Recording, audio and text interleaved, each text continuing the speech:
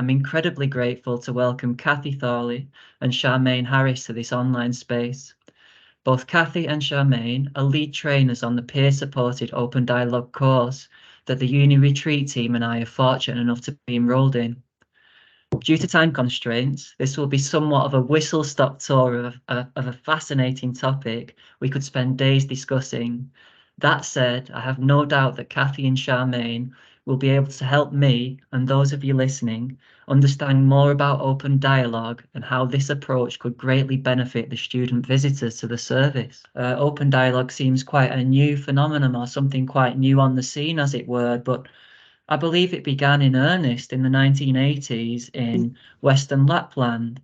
So I'm just wondering if you could give us a brief history of open dialogue and how it's evolved and migrated, if you will, to the UK in the format of peer-supported open dialogue as we're about to learn about, as a team at the university retreat. The model has changed, or the way of working has adapted, because many people say, Western Lapland, what's that got to do with inner London? And of course, it's got everything to do with inner London, because basically in the 1980s, there was, I think, the highest rates of psychosis and schizophrenia in Western Lapland. And they needed to do something different. The hospitals were full. And so they kind of thought, this is a crisis for us. What can we do differently? And they started to, the background to this is that they started to invite family members of people who had been in institutions for years and years and years. And what they found was that those people, family members, it was as if it was yesterday that their loved one had been admitted. And there was so much to talk about and be alongside. And so that involved really just in what they talk about treatment meetings. We talk about network meetings. So we have people who are invited, who the person who has its experience in the crisis invites. And there's no agenda. It's really a case of, what do you want to talk about? And those meetings happen so that there's two practitioners. So, for example, myself and Charmaine have been in many meetings, the two of us, and we have been the practitioners. We've reflected in front of the family or the network. It doesn't have to be family members, it could be friends. And so there's a lot of transparency. No one goes away and has a conversation without those people there. Everything gets decided within the meetings. And that's what kind of evolved and is still happening in Western Lapland. That is their mental health system. And I think that the transparency seems to be a real kind of key principle of open dialogue in my limited understanding of it thus far. And you mentioned Dr. Russell Razak, and in his book, Dialogical Psychiatry, he really emphasizes that transparency, as well as kind of a radical humility amongst professionals and mindfulness, interestingly. And I was wondering how those key principles underpin the practice and how that sets open dialogue apart from the traditional models or the predominant models and approaches to crisis support at present. Shall I begin, Charmaine? Yeah, you can do so. Please chip in. I guess things like mindfulness are pretty vital, or any form of, it doesn't have to be that kind of traditional sitting in a room mindfulness, but basically what needs to happen is that we don't jump too quickly. So one of the things we talk about is sitting with uncertainty. And when there's a lot of emotion and a lot of worry, the thing that we often do is act or suggest or go into sort of solutions mode. And that really stops the network from actually kind of just having the conversations they need to have, coming up with some ideas for themselves. So if we can't kind of hold ourselves and just be alongside, then things happen that aren't very dialogical. I think that would be my thinking about that. But Charmaine, would you add anything?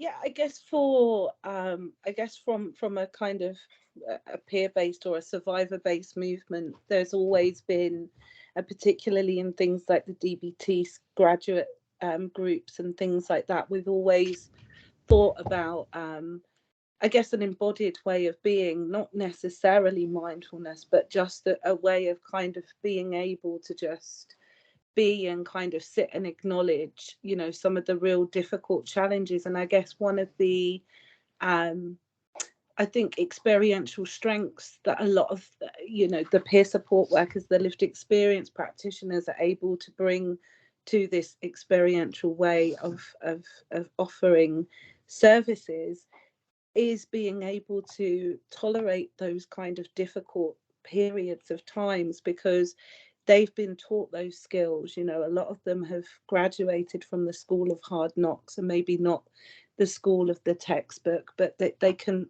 really sit with that uncomfortable feeling, but also acknowledge that in a way where perhaps a person who might be at the centre or a family member might hear someone say something that can just chime with them, or, you know, can really relate. And I think that is a real, I think that's really one of the beautiful aspects of the work that I do, is trying to bring out that relational model alongside my colleagues, where we're all able to be a little bit more open about the difficulties that we're sat with, our bodily sensations. For some people it's mindfulness, for other people it may be something else, but just really having that space to just be with one's body and kind of listen to it and share and reflect on what's happening on the inside, really. How could open dialogue, or us learning about open dialogue and accruing the skills, support a student in crisis, perhaps who turns up with suicidal thoughts? It's really important about, you know, holding a space that feels like it's choice-based and invitational and trauma-informed as well as trauma-sensitive. So we always kind of we don't go in sort of prejudging. So we might say, you know, how would you like to use this time? How do you want to use this space? What ideas have you got? Not being afraid to just be alongside someone in silence if that's what they need, you know, not trying to fill the space, I think is really kind of key, just to be alongside that person and be alongside the distress as well. You know, I think we always talk about this as work that we do from the heart as well as the mind. It's not just the kind of let's be solution focused, it's just to kind of really be alongside a space and a pace that's comfortable for the people that we're working with, or the person that we're working with, really. Before we leave, if this was at all possible, could you describe open dialogue in the first 3 words that come to mind? The first 3 words, it's probably 4, but work from the heart. Beautiful. Yeah, I'll allow you the 4th one, Charmaine. That's absolutely fine. And Cathy? I think I only have 2, so maybe that works all right. I think I would say relational and loving. Beautiful. Well, what an incredible and wonderful way to conclude a fantastic discussion. Thank you again. Thank you so much for agreeing to be here and for sharing your knowledge and experience. And like I've said a few times, we're very grateful and excited to be involved in this training. We think, as many others share our opinion, that it's going to be transformative for us as individuals, and then and to the people that we work with, the people that come through the door. And there's something beautiful about that as well, this kind of paradoxical symbiotic relationship between one another, and helping each other learn and grow and heal. And yeah, we're very excited to be involved in the training, so thank you ever so much.